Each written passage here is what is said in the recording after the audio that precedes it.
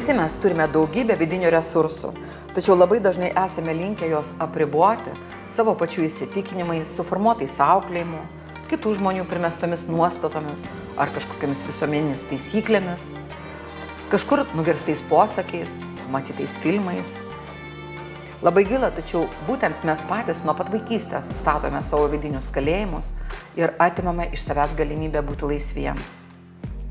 Būtent apie laisvę ir vidinius mūsų įsitikinimus buvo mūsų 3 dienų stovykla Rusnėje, nuostabioje sodyboje prie vienos Nemuno deltos atšakos. Kaip visose stovyklose pradžioje šiek tiek jautėsi vidinis susikaustimas, nepasitikėjimas kitais, aplinka. Prisistatydami vieni kalbėjo ne tik apie savo lūkesčius, norus ir viltis, bet ir apie savo baimę, savo įsitikinimus, kurie trukdo gyventi. O kiti vis dar vengia atsiverti savo tvirtai užrakintos sielos rūsius ir palėpes. Tačiau buvo labai įdomu stebėti, kaip visos stovyklos metu palaipsniui tirpo ledai.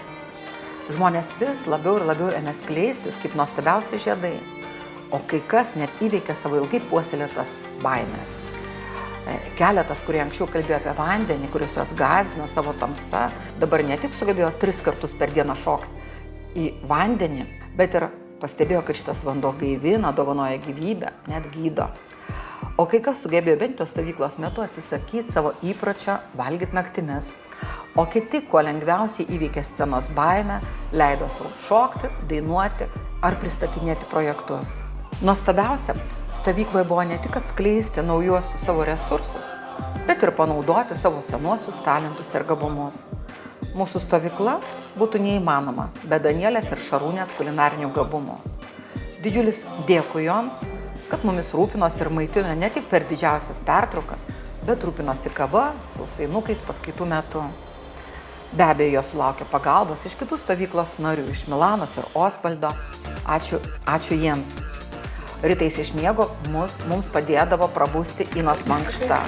Na ir be abejo, mažai kas sugebėjo išlikti pasyvus, kai Laura savo nuostabę šypseną ir ritmu kviesdavo zumbai. Atrodytų, kad visi pamiršo, kiek metų jiems ir drąsiai metėsi į kovą su antsvoriu ir nepasitikėjimu savimi. Gal kiek ir nukentėjo graži mūsų puikių šeimininkų veja, tačiau kiek daug energijos ir kiek geros nuotaikos žmonės sugebėjo padovanoti patys savo elegantiškos ir gracingos Lauros dėka. Mūsų stovykla ne vien teorinės paskaitos ir seminarai. Kaip ir kitose stovyklose, čia buvo ir daugybė praktikų. Tačiau išskirtinis dalykas buvo tai, kad juos vedė ne stovyklos organizatoriai, o patys jos nariai. Osvaldas ne tik papasakojo apie veidotyrą, bet individualiai konsultavo kitus dalyvius. Ieva nesugebėjo priimti visų pageidaujančių gauti numerologinę informaciją apie save. Na, o tarp psichologijos instituto absolventai Laimutė, Dovilė, Gailė, Laura, Šarūnė padėjo kitiems nariams išsigryninti, o kartais ir pakoreguoti jų gyvenimo scenarijus. Visos sodybos kertelės buvo užimtos konsultantų ir konsultuojamųjų. Susiformavo netgi 2 terapinės grupės. Vieni žmonės verkė, o kitoj grupiai žmonės juokėsi.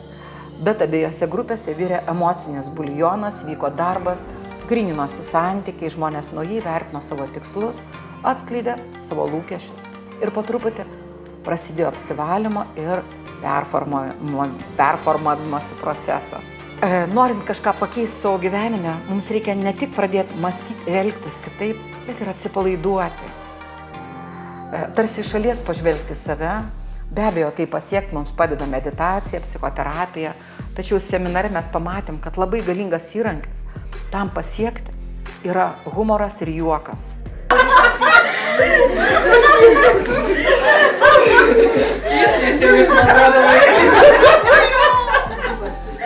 Su ta kapsulė mes abiejas.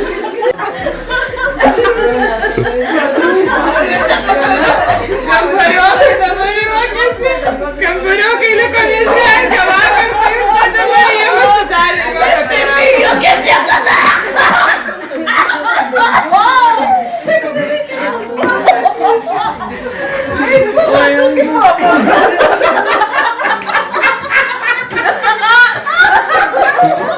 Sveiko juoko metu yra sumažinamas net visiškai panaikinamas streso poveikis.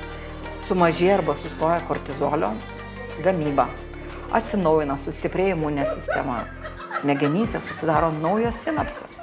Todėl po gero juoko dozės žmonės tampa žymiai kūrybiškesni, sugeba priimti naujus sprendimus, tarsi atras naujas galimybės. Todėl be abejo visiems labai patiko praktika, kai visiems buvo suteikta galimybė pažvelgti save iš šalies ir pasijuokti iš savo pačių nuostatų. Išsiskyrimas visada būna pati sunkiausia stovyklų dalis. Tačiau daugelis dalyvių išvyko tvirtai įsitikinę, kad mes susitiksim dar ne kartą. Mums visiems yra labai svarbu mylėti kitus ir būti mylimiems. Todėl net nebejoju, kad mūsų ratas augs ir plėsis. Taigi, junkitės prie mūsų Aspro psichologijos instituto.